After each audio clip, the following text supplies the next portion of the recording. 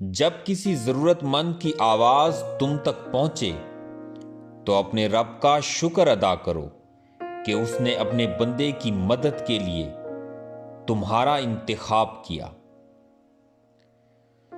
چھوٹا ذہن وہ ہے جو تھوڑا بڑا سوچنے کے قابل ہوتے ہیں اور دوسروں کو چھوٹا سمجھنے لگتے ہیں۔ منزل پانا تو بہت دور ہے، غرور میں رہو گے تو راستے بھی نہیں دیکھ پاؤ گے۔ اگر لوگ تم سے متاثر ہو رہے ہیں تو تکبر مت کرنا، شکر ادا کرو اپنے رب کا جس نے تمہارے عیب چھپا کر تمہیں معزز بنا رکھا ہے۔ کسی بادشاہ کے ساتھ تخت پر بیٹھنے سے کہیں اچھا ہے کسی عقل مند فقیر کے ساتھ فرش پر بیٹھ جائے۔ شوہر کا دیا ہوا اعتماد اور پیار بیوی کو کبھی گمراہ نہیں ہونے دیتا۔ لہجوں سے ٹپکتی ہے بے رخی، مصروفیات تو بس ایک بہانہ ہے۔ افواہیں نفرت پیدا کرنے والے کرتے ہیں، بے وقوف اس کو پھیلاتے ہیں، جاہل بغیر تحقیق کے مان لیتے ہیں اور فسادی مشتعل ہو جاتے ہیں۔ دل میں اگر دراڑ آ جائے تو رشتے نبھائے نہیں جاتے بلکہ گھسیٹے جاتے ہیں۔ ہمارے یہاں آدھا سننے والے لوگ پورا مطلب نکالنے میں ماہر ہوتے ہیں۔ آپ کی دوسروں کی نگاہوں میں جو عزت ہوتی ہے وہ آپ کی ہی بنائی ہوئی ہوتی ہے۔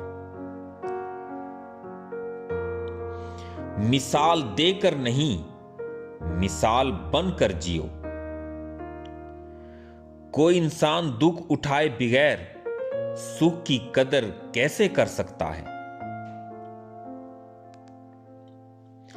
بخیل آدمی کی دولت اس وقت زمین سے نکلتی ہے جب وہ خود زمین کے نیچے دفن ہو جاتا ہے۔ جو لوگ آپ کا مقابلہ نہیں کر سکتے وہی پھر آپ سے نفرت کرنے لگتے ہیں۔ سہنے والے کو اگر صبر آ جائے تو کہنے والے کی اوقات دو کوڑی کی رہ جاتی ہے۔ اپنے اندر کی سوچ کو صاف رکھیں کیونکہ کشتیاں باہر کے پانی سے نہیں بلکہ اندر کے پانی سے ڈوبتی ہیں۔ عقل کو خواہش پر فضیلت حاصل ہوتی ہے کیونکہ عقل زمانے کو تمہارے ہاتھوں میں دے دیتی ہے جبکہ خواہش تمہیں زمانے کا غلام بنا دیتی ہے۔ اگر تم پرسکون زندگی چاہتے ہو تو تم کم یا زیادہ کی فکر چھوڑ دو۔ انسان کے دنیا میں آنے کی خبر 9 مہینے پہلے ہی ہو جاتی ہے مگر انسان کے دنیا سے جانے کی خبر 9 سیکنڈ پہلے بھی نہیں ہوتی، اس لیے زندگی کی قدر کریں۔ انسان کو سب سے بڑی سلطنت اپنے نفس کا حکمران ہونا ہے۔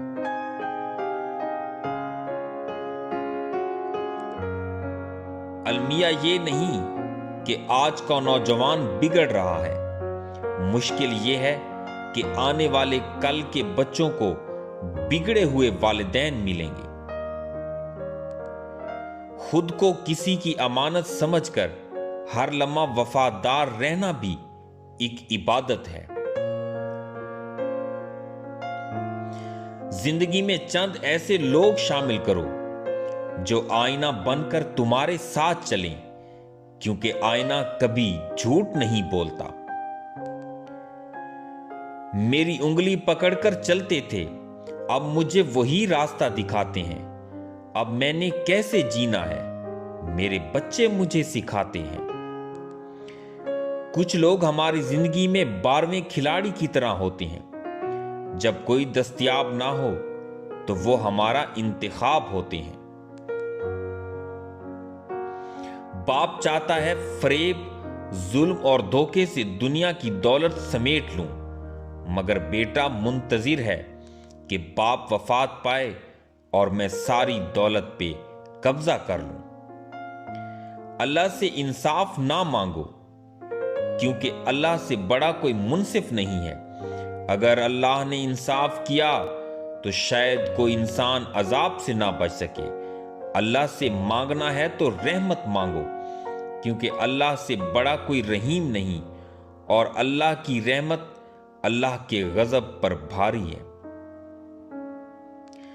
مجھے بھوک نہیں، میرا دل نہیں کر رہا، ایسا بول کر اکثر والدین اپنے حصے کا رزق بھی اولاد کو کھلا دیتے ہیں۔ والد وہ محترم ہستی ہے جن کے پسینے کی بوند کی ایک قیمت بھی اولاد ادا نہیں کر سکتی۔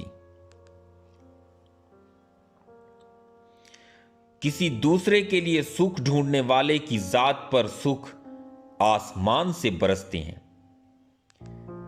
سانپ کے بچے بھی سانپ ہوتے ہیں، اس لیے ان کی حفاظت کرنا بے وقوفی ہے۔